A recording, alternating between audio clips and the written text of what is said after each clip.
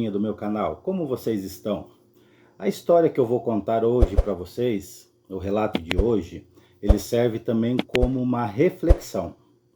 Muitas vezes a gente não sabe quem colocamos dentro da nossa casa.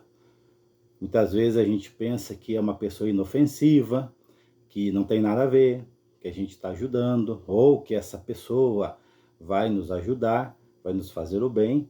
E é aí que nós acabamos tendo decepções na vida, né? E a história de hoje, ela fala mais ou menos sobre esse assunto. É um relato assustador, né? Fala sobre lobisomem, que é o intuito do nosso canal, mas que também deixa este alerta, esta reflexão. Vamos escutar o relato? Bora lá?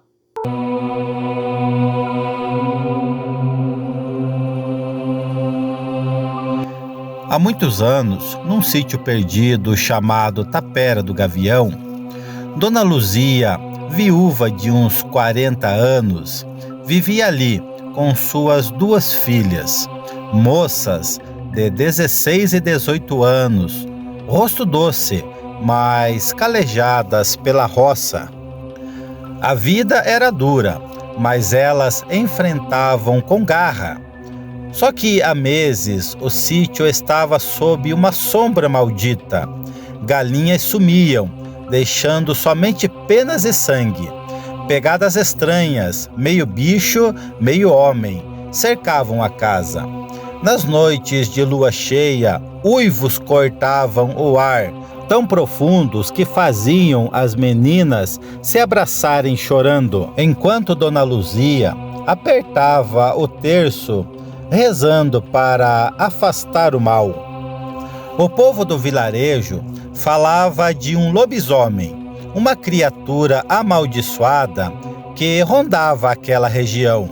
Diziam que ele caçava sangue jovem, famílias isoladas, que não sossegava até saciar a sua fome. Dona Luzia, mulher de fé, mas com o coração na mão, não aguentava mais o medo das suas filhas. Ela resolveu chamar seu Zé Carroça, um vizinho de uns 60 anos, homem mirrado, de pele queimada pelo sol, que todo mundo conhecia. Era quieto, mas prestativo, sempre ajudando nas feiras, consertando cercas, contando histórias dos antigos. Ninguém desconfiava dele, com aquele seu jeito de avô, sempre de chapelão e cigarro de palha na boca. E ela disse ao seu Zé: "Seu Zé, o senhor é homem vivido, sabe usar uma arma. Fica com a gente nas noites de lua cheia. A espingarda do meu finado marido ainda está aqui." "Por Deus", pediu Dona Luzia, e ele aceitou com um sorrisinho torto que passou despercebido. E chegou a noite de lua cheia.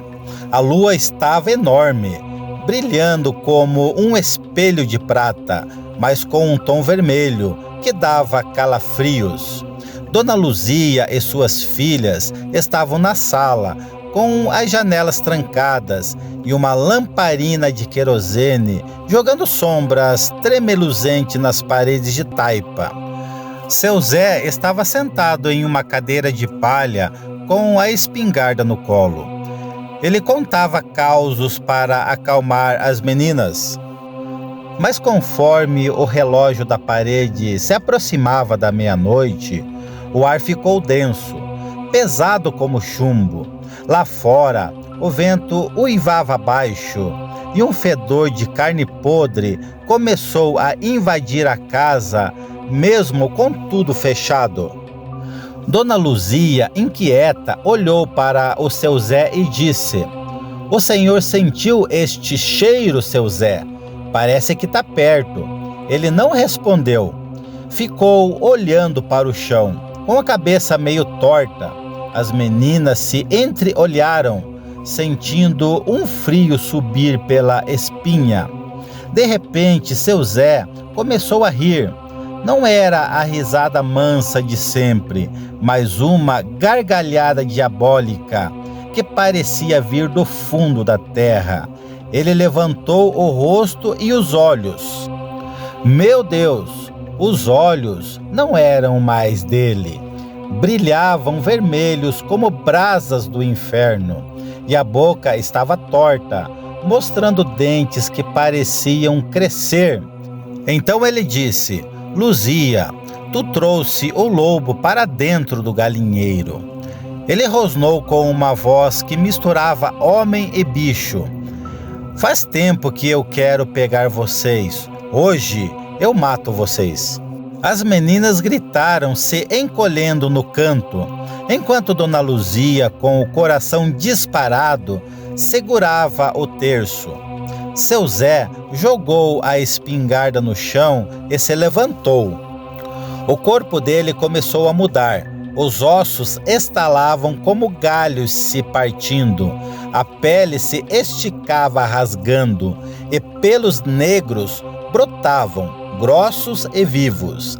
As mãos viravam garras, arranhando o chão, deixando marcas que fumegavam. Mas Dona Luzia, mulher de fé e coragem, não se entregou. Na mesinha ao lado tinha um copo de água benta, que ela sempre deixava ali desde que os uivos começaram. Em um movimento rápido, enquanto seu Zé ainda estava meio homem, meio monstro, ela pegou o copo e jogou a água no rosto dele. O grito que ele deu não era deste mundo. A água benta queimava como fogo, fazendo a pele dele borbulhar e soltar fumaça. Ele caiu no chão, se retorcendo, com as garras arranhando o próprio rosto, tentando apagar aquela dor. Os olhos vermelhos piscavam e a transformação parou pela metade. Ele ainda tinha rosto de homem, mas com dentes de fera e pelos crescendo pelo pescoço. Dona Luzia não pensou duas vezes. Correu pro assoalho, pegou a espingarda que ele tinha jogado e, com as mãos tremendo, mais firmes como ferro, apontou para trás da orelha do bicho, onde dizem que o lobisomem é mais fraco. Que Deus me perdoe, disse ela com uma voz de desespero que misturava choro, medo e soluços, e então puxou o gatilho. O tiro ecoou e a cabeça de seu Zé explodiu em sangue e pedaços. O corpo, ainda se contorcendo, parou de vez, caindo pesado no chão. O cheiro de enxofre tomou toda a sala e as meninas, chorando, se abraçaram à mãe. Dona Luzia, com o rosto branco como cera, olhou para o corpo. Não era mais o seu Zé, mas também não era um lobo completo. Era uma coisa torta, com garras, pelos e um rosto que ainda lembrava o vizinho, mas com olhos mortos e vazios. Com medo do que podia vir atrás, Dona Luzia não esperou o dia raiar. Juntou as filhas, pegou o pouco que podia carregar, um terço, umas roupas, uma faca e fugiram na escuridão, rezando para não ouvir mais uivos. Elas foram para o vilarejo, bateram na porta do padre e contaram tudo. O padre, pálido, benzeu as três e disse para que elas não voltassem mais para o sítio. Elas obedeceram, pegaram um carro de boi e na manhã seguinte sumiram, indo para a cidade grande, onde ninguém conhecia a história. Dias depois, uns vaqueiros curiosos foram até a tapera do Gavião. Encontraram a casa em silêncio, com marcas de garras nas paredes e um fedor que não saía. No chão da sala, o corpo de seu Zé estava lá, mas não era mais monstro, era somente o velho conhecido, com um buraco enorme atrás da orelha e a pele cinzenta, como se tivesse morrido há semanas. O povo achou que tinha sido briga, talvez bandido, e enterraram o corpo sem cerimônias. Ninguém ligou às histórias do lobisomem à morte do seu Zé, porque Dona Luzia e as filhas nunca mais foram vistas. Anos depois, Marilúcia, a filha mais velha, agora já idosa, revelou esta história a seus filhos e netos, e antes de morrer ela pediu que não voltassem para lá. De alguma forma, esta história chegou até a vila onde tudo aconteceu. Os mais antigos se lembravam, a Tapera do Gavião virou um lugar amaldiçoado. Muitas pessoas que passavam por ali à noite relatavam ver o fantasma do seu Zé, vagando por ali sem rumo. Outros ouviam uivos tão próximos que faziam o sujeito sair correndo. E nunca mais aquele lugar foi o mesmo.